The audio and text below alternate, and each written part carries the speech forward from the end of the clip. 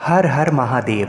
ओम नमः शिवाय। अगर आप भी भगवान शिव और माता पार्वती के भक्त हैं तो इस वीडियो को पूरा अवश्य देखिएगा। ज्येष्ठ माह के कृष्ण पक्ष की त्रयोदशी तिथि को प्रदोष का व्रत रखा जाएगा। ये प्रदोष व्रत जेठ महीने का पहला प्रदोष व्रत होगा।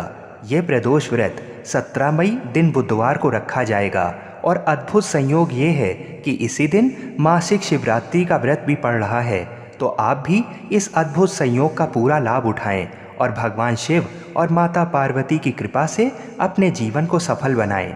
वीडियो को शुरू करने के पहले आइए पंचांग से तिथि और मुहूर्त को जान लेते हैं। काशी के पंचांग के अनुसार त्रयोदशी तिथि 16 मई को रात 11:36 से प्रारंभ होगी और त्रयोदशी तिथि समाप्त होगी 17 मई रात 10:28 पर। तो सूर्यास्त के समय प्रदोष काल में त्रयोदशी तिथि 17 मई को होने के कारण प्रदोष का व्रत 17 मई को रखना ही शास्त्र अनुसार सर्वोत्तम रहेगा। 17 मई को पूजा करने का अति शुभ प्रदोष काल का समय शाम 6:37 से लेकर रात 8:44 के मध्य में रहेगा। 17 मई को सूर्योदय सुबह 5:12 पर होगा और सूर्यास्त शाम को 6:37 पर होगा। आइए अब जान लेते हैं कि इस दिन मासिक शिवरात्रि का व्रत क्यों पड़ रहा है। मासिक शिवरात्रि का व्रत चतुर्दशी के दिन रखा जाता है और चतुर्दशी तिथि 17 मई को रात 10:28 से प्रारंभ होगी और अगले दिन 18 मई को रात 9:42 पर समाप्त होगी। मासिक शिवरात्रि की पूजा निश्चित काल में की जाती है, यानी कि मध्य रात्रि का समय, और मध्य रात्रि में चतुर्दशी तिथि 17 मई को ही मिल रही है। मध्य रात्रि में पूजा का समय होगा 17 मई रात 11:33 से लेकर रात 12:15 के मध्य में। मित्रों, बुध प्रदोष का व्रत आप फलाहार करके रह सकते हैं या एक समय पूजा के बाद अन्न खा सकते हैं। बुध प्रदोष का व्रत रखने और इस दिन भगवान शिव और माता पार्वती की पूजा करने से अनंत फलों की प्राप्ति होती है और हमारी कुंडली में बुध ग्रह बलवान होते हैं। बुध ग्रह हमें नौकरी और बिजनेस में उन्नति प्रदान करते हैं। इस दिन भगवान गणेश को दूर्वा अवश्य चढ़ाएं और भगवान शिव को बेलपत्र चढ़ाना ना भूलें। भगवान शिव का गंगा जल और पंचामृत से अभिषेक करें और माता पार्वती को लाल गुड़हल और गुलाब चढ़ाएं।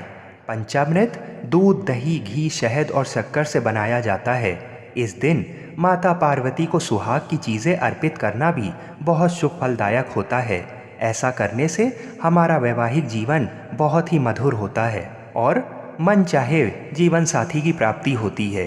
बुध प्रदोष के दिन तुलसी जी की पूजा अवश्य करनी चाहिए और तुलसा माता को जल अर्पित करना चाहिए।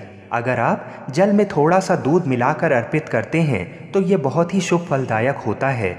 और जल अर्पित करने के बाद तुलसा जी के पास की ही गीली मिट्टी लेकर अपने मस्तक पर तिलक लगाएं।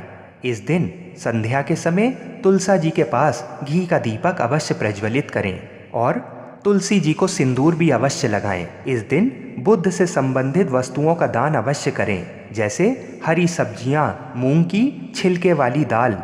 किसी भी ज़रूरतमंद को अवश्य दान दें या गाय को खिलाएं। गाय को इस दिन हरा चारा भी अवश्य खिलाएं और छोटी कन्याओं को कुछ भी खाने को अवश्य दें। ऐसा करने से भगवान शिव और माता पार्वती शीघ्र ही प्रसन्न हो जाते हैं। शाम के समय प्रदोष काल में भगवान की पूजा करें और किसी भी शिव मंदिर में जाकर भगवान को जल अवश्य चढ़ाएं और प्रभु श्री राम के नाम का जाप भी अवश्य करें। उसके बाद भगवान की आरती करें। इस बार इसी दिन मासिक शिवरात्रि का व्रत भी पड़ रहा है।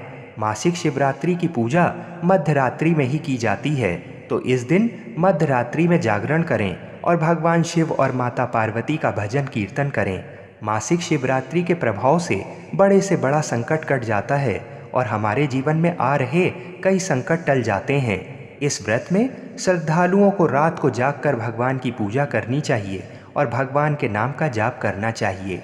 इस प्रकार से पूजा पाठ करने से हमारी सभी मनोकामनाएं भगवान शिव और माता पार्वती पूरा करते हैं। आप सभी को प्रदोष व्रत और मासिक शिवरात्रि की हार्दिक शुभकामनाएं। जय श्री गणेश। हर हर महादेव।